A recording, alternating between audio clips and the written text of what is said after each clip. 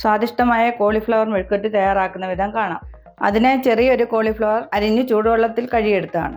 ബാക്കി വേണ്ടവ: ഒരു സവാള അരിഞ്ഞത്, 2 പച്ചമുളക് അരിഞ്ഞത്, കുറച്ച് തേങ്ങാക്കൊത്ത്, ഒരു കതിർപ്പ് കറിവേപ്പില. പാൻ ചൂടായതിനു ശേഷം 2 ടേബിൾ സ്പൂൺ വെളിച്ചെണ്ണ ഒഴിച്ചു കൊടുക്കുക. എണ്ണ ചൂടായതിനു ശേഷം അരിഞ്ഞു വെച്ചിരിക്കുന്ന കോളിഫ്ലവർ, സവാള, പച്ചമുളക്, തേങ്ങാക്കൊത്ത്, കറിവേപ്പില ഇത്ര ഇട്ടതിന് ശേഷം ഒന്ന് ഇളക്കി യോജിപ്പിക്കുക.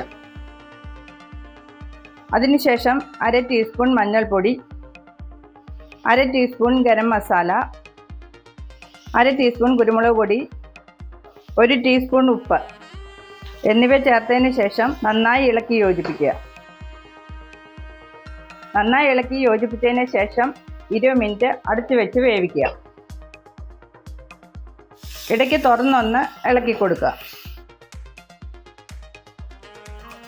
ഇതിപ്പോൾ 20 മിനിറ്റ് കഴിഞ്ഞ് ഇവിടെ തയ്യാറായിട്ടുണ്ട്.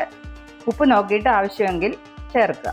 വീഡിയോ ഇഷ്ടപ്പെട്ടാൽ ലൈക്ക് ചെയ്യുക, ഷെയർ ചെയ്യുക, സബ്സ്ക്രൈബ് ചെയ്യുക.